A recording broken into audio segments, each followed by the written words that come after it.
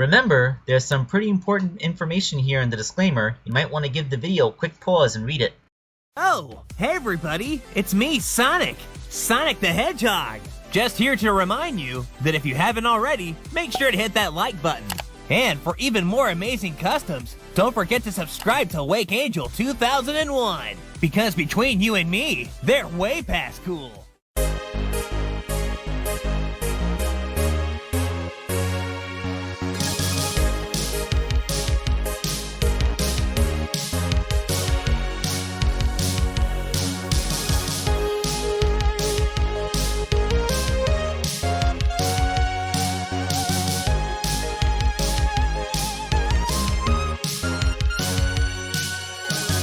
Hello again, my friends! You weren't expecting another custom video this soon, were you? But no, because I actually finished this figure pretty much a couple of hours after that Riala one. So let's finish off Prime Apocalypse's commission with Frenzied Bedlam. Yeah, I think I paused a little bit too long, but whatever. So let us start with a little bit of backstory about this shadow figure that I found. There is this business called Book Off. It's a few blocks away from where I work. Specifically, it's at 49 West 45th Street. If you're in New York, Manhattan is there. And they have a lot of stuff there, including tons of secondhand toys. And whilst browsing through there on a lark, lo and behold, I found a perfectly intact, if somewhat dirty, Shadow the Hedgehog figure for the price of a mere $15, almost its original retail. So I'm like, oh, hey, a completely intact Shadow figure. Like, those are rare these days, and I snatched it up. And, I know that there's probably some people out there who are going to murder me for this, but it is the base toy for Frenzied Bedlam. Then again, with the popularity of Sonic stop-motion adventures, I'm sure there's some of you out there who feel that that's a worthy sacrifice. But yeah, I don't think I'm going to be able to do this much longer. My personal collection of spare Sonic figures is almost depleted, and whenever I find them, I find that I have less and less motivation to actually destroy them by making customs because they're legitimately rare and expensive now. Like, I feel like next time I find a rare Sonic figure, I feel like I would just want to, make sure it finds a good home. In fact, I was saving one mint on the card Wave the Swallow figure, and I ended up selling her as is to a collector who really wanted one. I even threw in a spare Jet the Hawk figure I had. The Jet the Hawk figure was far from mint condition, but he was intact enough to be part of a display. So yeah, I really don't want to destroy brand new figures anymore. The only reason I even decided to use this one as a custom base at all is because he was a little bit dirty. Like his white parts were like a really grimy gray, so that was my justification.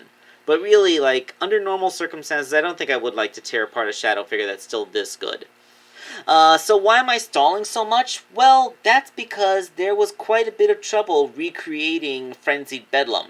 Now, you see, as you all know, when I originally created the Bedlam figures for Sonic Stop Motion Adventures, I was told to keep them a secret so that the reveal could be made on the show itself.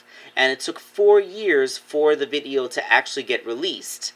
And the thing is, not only had I completely forgotten that I made them by that time, but I had also lost all of my work in progress pictures. So really the only pictures that were left were the ones of the completed figures, which I had saved in the email chain with PipLupFan to make sure that he was satisfied with them. So I was working off of just the episodes themselves and the pictures of the completed figures that I still had.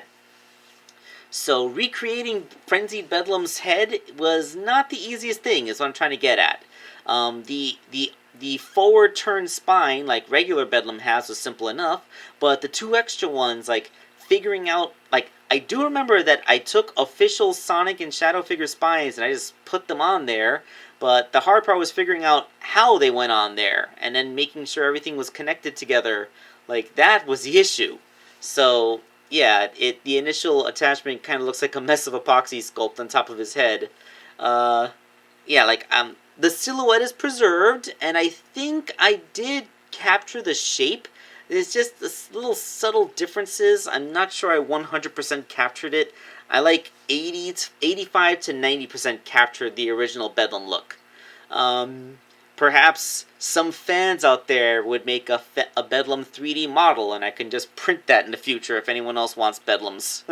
And then I could use a Mega Construx figure as the base, so I won't have to destroy a perfectly good Shadow figure. But yeah, that is the story about how this head got created. And of course, the paint job on the head, it's mostly purple with those cool black highlights, and we'll get to that when the figure is completed. The modifications to the rest of the body are relatively light. Sculpting just consists of this inverted emerald patch on his stomach, and the pointing of the boot and glove cuffs. And then everything is just repainted. He's all purple with black highlights. The shoes turned from gray to green, because, when you go super, your shoes change color too. And, with that, he was pretty much ready to reassemble. So, there we go. Frenzied Bedlam. I keep on hesitating when I say the word frenzied. I don't know why. I think my mouth just gets stuck on the F letter. So, yes, the Shadow figure, unfortunately, like I said, since I'm running out of Sonic figure parts, I did not have any spare Sonic arms to swap out, so that means that his arms are repainted from Shadow, so they are black underneath, so you're going to get a little bit of peeling in the elbows when you bend them, especially because this Shadow figure had some surprisingly tight joints. Which is good for posing. It means he'll be able to hold his poses, but bad for repainting because it means he keeps on scraping the paint off the inside of his elbows.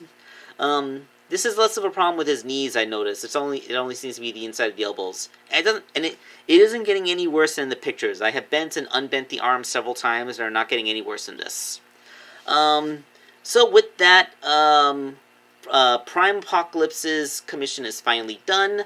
And yes, I did make an exception to give him a 3 fur because, one of them was Hypershatic, and, he was willing to pay extra for the Supersonic figure, so I said, why not?